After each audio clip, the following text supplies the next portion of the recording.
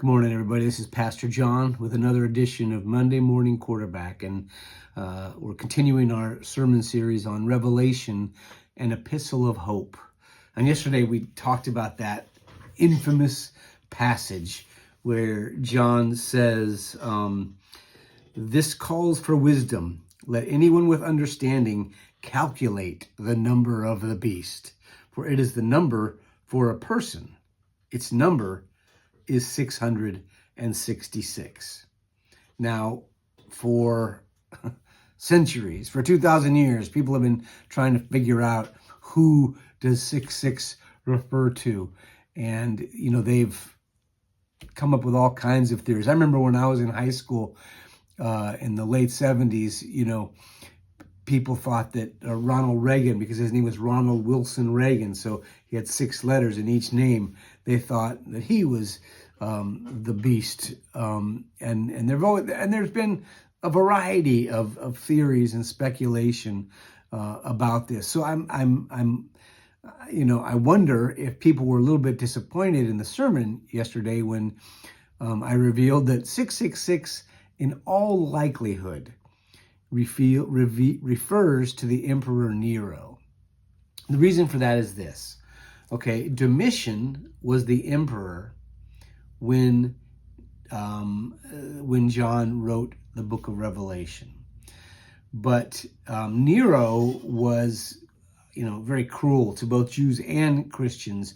And he was so cruel, in fact, that kind of legends developed after he died that he might come back to continue his cruelty. And it was thought amongst some, again, amongst the people that developed these legends, that Domitian was the reincarnation of Emperor Nero because of his cruelty towards Christians. So 666 essentially refers to Nero.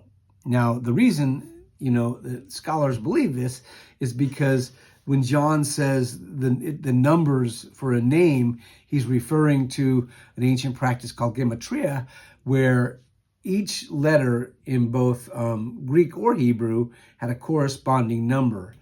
And in Hebrew, the name Nero Caesar, and I'm going to put a chart up here in a second to show you this, equals 666. Now, some ancient manuscripts actually say 616, not 666.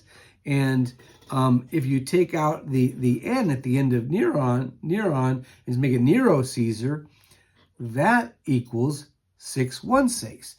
So Caesar is the only person that scholars have, come up with that fits every qualification of this thing. And it would certainly make sense. Now, I don't want to spend a lot of time today talking about Nero and Domitian, because what I think is most important about this verse is what we have done with it. So scholars have speculated for a long time that Nero is the person that John's referring to. And yet, a great cottage industry has built up amongst evangelical and fundamentalist Christians. And when I say industry, I chose that term intentionally because there's a great deal of money is made selling fear of 666. And we spend a lot of time talking about, oh no, it's that person or that person or that person. And we figure out how they, fulfill the role of 666. But here's the thing. What the whole passage about 666 reveals to me about us and how it is most meaningful to us today is what we do with it. Because, see, we take that number of the beast, and what we do is we point outside of ourselves. We point to anybody else. There's the beast, there's the beast, there's the beast, there's the beast, and we use it as an identifier of someone else. And that's, that's kind of typical. And Christians are world class at this. You know, we're gold medalists in pointing the finger at other people. And clearly that's got to stop. You know, 666 refers to a historical person, and it makes no sense that it would refer to somebody, you know, 2,000 years later, because John is trying to give comfort to people at a real time in a real place. So he's not going to give them a prediction that will mean nothing to them. So that code, if you will, has to mean something to the original audience. And that's why Nero fits that bill. And yet what we do is we start to use that to point the finger at other people and say they are evil. They are what's wrong with the world. And we scapegoat people. So many years ago, I think it was 1988. And I don't know why I watched this, but I was sitting in my house watching an interview between Geraldo Rivera and Charles Manson. And at one point, Geraldo Rivera said, "I think you're the devil," to Charles Manson. And Charles Manson, in his, you know, kind of frenetic style of speaking, and his, "Hey man," kind of, "Hey," you know, in the way he talks, said something that quite honestly I thought was brilliant. He said words to the effect of, "Yeah, that's okay. I'll be the devil because you need me to be the devil. Because if I'm the devil, that means you don't have to look at yourself." And I'll never forget that. I mean, I was sitting there because Geraldo Rivera in this interview was just trying to prove how afraid he wasn't, you know, and he was full of bluster. And you can find it online. Go on YouTube, you know, Geraldo Rivera, Charles Manson, 1988, and you can watch the interview.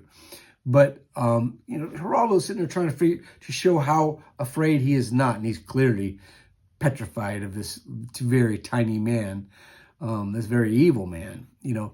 But when Charles Manson said that, "I'll be your devil because you need me to be the devil. Because as long as I'm the devil, you don't have to look at yourself." And that is true.